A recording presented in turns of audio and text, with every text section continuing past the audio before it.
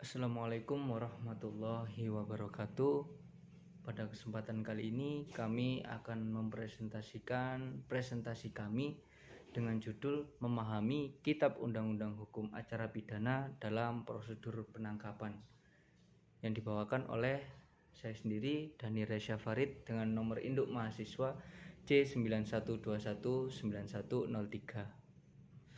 Presentasi kali ini ialah berdasarkan studi kasus fenomena prosedur penangkapan demonstran dalam aksi reformasi korupsi yang terjadi di Jakarta.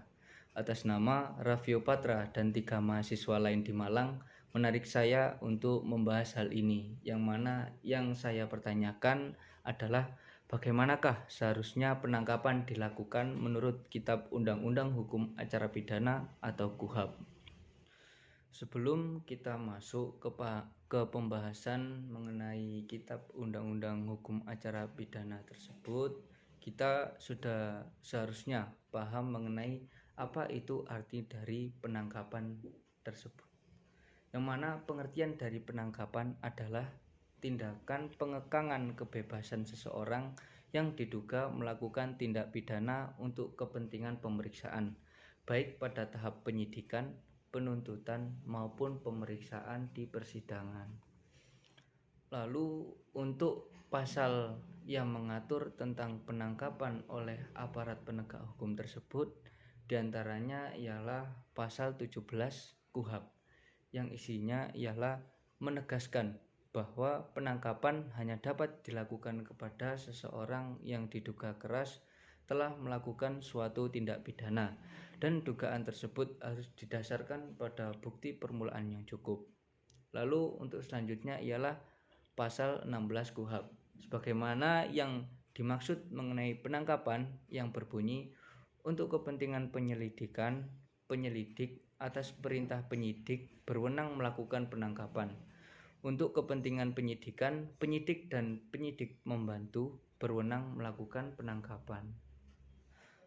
Lalu pasal 17 tersebut mengundang tanda tanya besar bagi kita, yakni bagaimana maksud bukti permulaan yang cukup tersebut.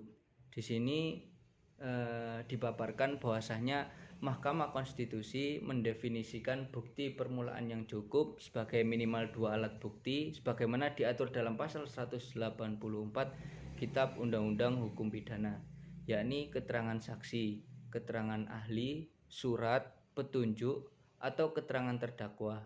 Tanpa adanya minimal 2 alat bukti tersebut, petugas kepolisian tidak dapat melakukan penangkapan. Lalu, sebuah peraturan kepolisian Republik Indonesia menegaskan pula bahwa polisi hanya dapat menetapkan seseorang sebagai tersangka apabila telah terdapat setidaknya 2 alat bukti dan didukung oleh barang bukti. Alat bukti mencakup misalnya keterangan saksi, keterangan ahli, surat, petunjuk, dan keterangan terdakwa. Sedangkan barang bukti adalah bukti-bukti lain di luar itu, misalnya motor hasil curian, narkotika yang disita, dan sebagainya. Selanjutnya, penangkapan yang mempunyai legalitas, yakni gunanya apa? Agar kita tahu saat seseorang ditangkap itu penangkapan tersebut telah mempunyai suatu prosedur yang sesuai dengan hukumnya, yakni diantaranya petugas kepolisian wajib harus bisa memperlihatkan surat tugas dan surat perintah penangkapan kepada orang yang akan ditangkap, kecuali jika penangkapan dilakukan di waktu kejadian tangkap tangan tersebut. Yang kedua, polisi juga harus memberikan tembusan surat perintah penangkapan kepada keluarga orang yang akan ditangkap. Yang ketiga, pihak yang melakukan penangkapan harus segera menyerahkan orang yang ditangkap serta bukti-bukti yang ada di tempat kejadian kepada penyidik atau penyidik pembantu yang terdekat. Penyidik dan penyidik pembantu dalam hal ini bisa polisi atau pejabat pegawai negeri sipil tertentu. Misalnya penyidik pegawai negeri sipil, PPNS, polisi pamong praja, atau Pol PP. Saat seseorang ditangkap, otomatis orang tersebut mempunyai hak sebagai hak orang yang mengalami penangkapan. Hak tersebut ialah diantaranya yang pertama, dia boleh meminta surat tugas dari petugas Polri yang akan menangkap. Lalu yang kedua, meminta surat perintah penangkapan. Yang ketiga, setelah seseorang ditangkap, maka dia berhak A. menghubungi dan didampingi oleh seorang penasihat hukum atau pengacara. B. Segera diperiksa oleh penyidik dan selanjutnya dapat diajukan kepada penuntut umum. Lalu yang keempat, minta untuk dilepaskan setelah lewat dari 1 kali 24 jam. Karena penangkapan tidak boleh lebih dari 24 jam tersebut. Maka dia mempunyai hak untuk minta dilepaskan. Lalu yang kelima, diperiksa tanpa tekanan seperti intimidasi, ditakut-takuti, dan disiksa secara fisik. 6. Tidak mendapat penyiksaan dari pihak yang berwajib. 7. Bebas dari penangkapan sewenang-wenang, hak bebas dari penghilangan secara paksa. 8. Berhak untuk diperlakukan sebagai orang belum tentu bersalah sampai terbukti bersalah di pengadilan, yang dimana ini termasuk asas praduga tak bersalah. Selanjutnya secara spesifik, hak-hak seseorang dalam penangkapan. Apabila tindak pidana yang didakwakan diancam dengan pidana mati, pidana penjara seumur hidup, atau pidana penjara 15 tahun atau lebih, maka ia wajib mendapat penasihat hukum secara cuma-cuma. Penasihat hukum disediakan sesuai dengan tingkat pemeriksaan sejak seseorang ditangkap. Yang mana jika tersangka diperiksa dalam tahap penyidikan, maka penasihat hukum disediakan oleh penyidik, misalnya oleh kepolisian. Lalu jika tersangka diperiksa dalam tahap penuntutan, maka penasihat hukum disediakan oleh kejaksaan. Jika tersangka diperiksa dalam tahap persidangan, maka penasihat hukum disediakan oleh pengadilan. Bantuan hukum secara cuma-cuma juga diberikan apabila seseorang diancam dengan pidana penjara 5 tahun atau lebih, dengan catatan bahwa orang tersebut adalah orang yang tidak mampu. Lalu selanjutnya, syarat penangkapan.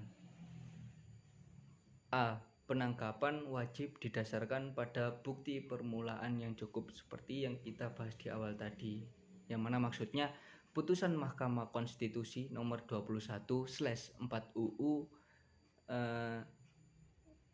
12/2014 memutuskan bahwa frasa bukti permulaan yang cukup bertentangan dengan Undang-Undang Dasar Negara Republik Indonesia tahun 1945 dan tidak mempunyai kekuatan hukum mengikat sepanjang tidak dimaknai sebagai minimal 2 alat bukti yang termuat dalam Pasal 184 Kitab Undang-Undang Hukum Acara Pidana. Bisa dilihat di halaman 109. B. Melakukan penangkapan tidak sewenang-wenang. Perintah penangkapan tidak dapat dilakukan dengan sewenang-wenang, tetapi ditujukan kepada mereka yang betul-betul melakukan tindak pidana.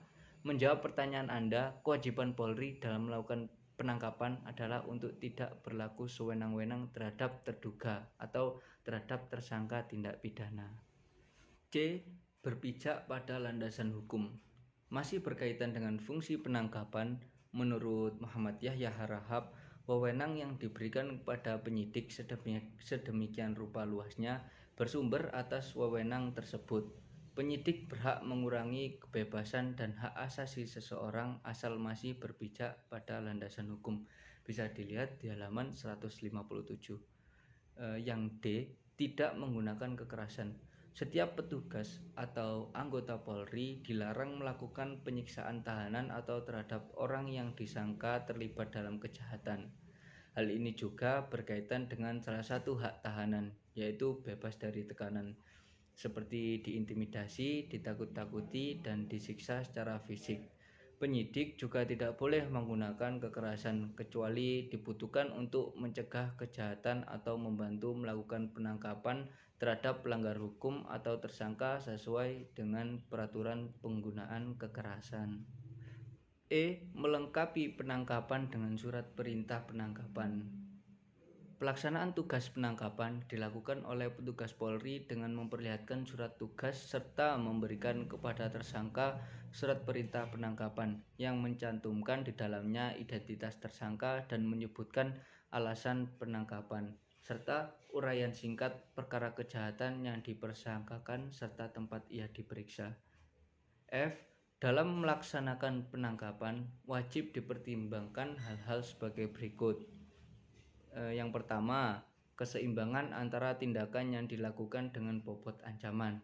Yang kedua, senantiasa menghargai atau menghormati hak-hak tersangka yang ditangkap. Dan tiga, tindakan penangkapan bukan merupakan penghukuman bagi tersangka. Lalu yang terakhir, sebagai bentuk kesimpulan atas kasus terculiknya mahasiswa yang di Malang dan di Jakarta tersebut, kita harus memahami bab ini yang terakhir, yakni bagaimana jika penangkapan tidak sesuai prosedur. Lembaga pra-peradilan, misalnya dalam hal ini pengadilan negeri, yang diatur di dalam KUHP atau Kitab Undang-Undang Hukum Acara Pidana, ini tujuannya untuk menjamin seseorang yang sedang berhadapan dengan aparatur penegak hukum dalam kasus pidana tidak menerima perlakuan sewenang-wenang dan melanggar HAM.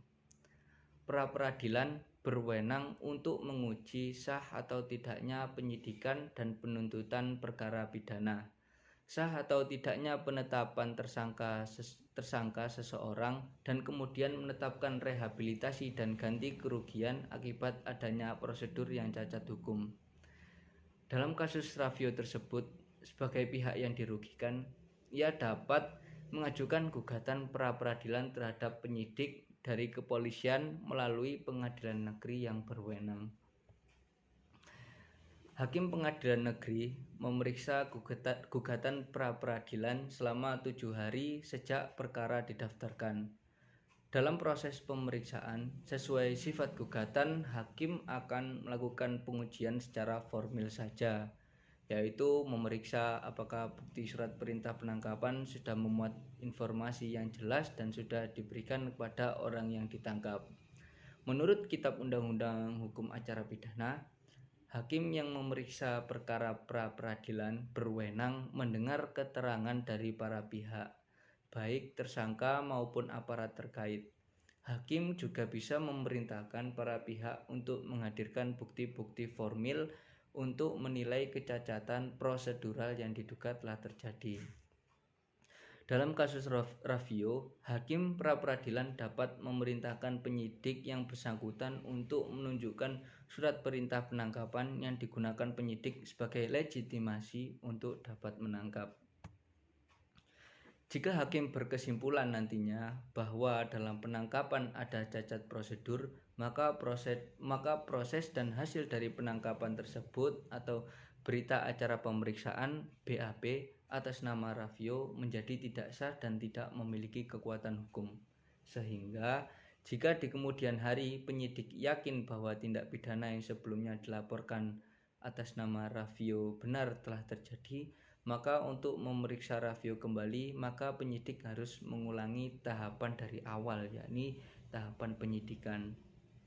Jika hakim pra-peradilan menemukan bahwa penyidik yang bertugas lalai, mereka juga dapat dijatuhi sanksi berupa pembayaran ganti rugi, yakni sejumlah uang, ataupun melakukan rehabilitasi, yakni pemulihan kemampuan, harkat dan martabat kepada korban, yakni Raffio.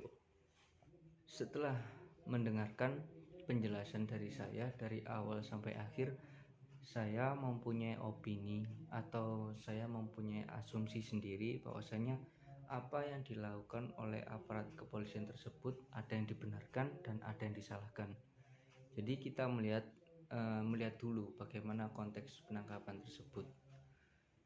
Jika kita lihat mekanisme yang dilakukan aparat kepolisian adalah penangkapan yang dilakukan saat tindak pidana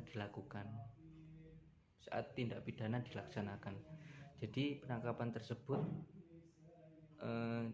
ditangkap karena sang mahasiswa melakukan pengerusakan atau melempar batu, yang mana tindakan tersebut adalah termasuk tindak pidana.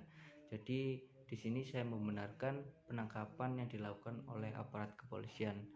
Namun saya menyalahkan bagaimana penangkapan yang dilakukan polisi di wilayah lain seperti di daerah Medan atau yang lain. Polisi tersebut melakukan penangkapan di tempat-tempat yang dianggap bukan tempat demo, atau misal saat itu mahasiswanya sedang berada di salah satu tempat makan di McDonald, mereka ditangkap. Itu saya menyalahkan penangkapan yang seperti itu karena tidak ada tindak pidana yang dilakukan. Lalu kalau memang dilihat nantinya penangkapan tersebut itu mengandung kekerasan atau sewenang-wenang, sang korban ini dapat melakukan gugatan di peradilan. Jadi mungkin itu opini dan asumsi saya. Untuk kesalahan atau apapun saya mohon maaf yang sebesar-besarnya. Mungkin itu saja dari saya. Wassalamualaikum warahmatullahi wabarakatuh.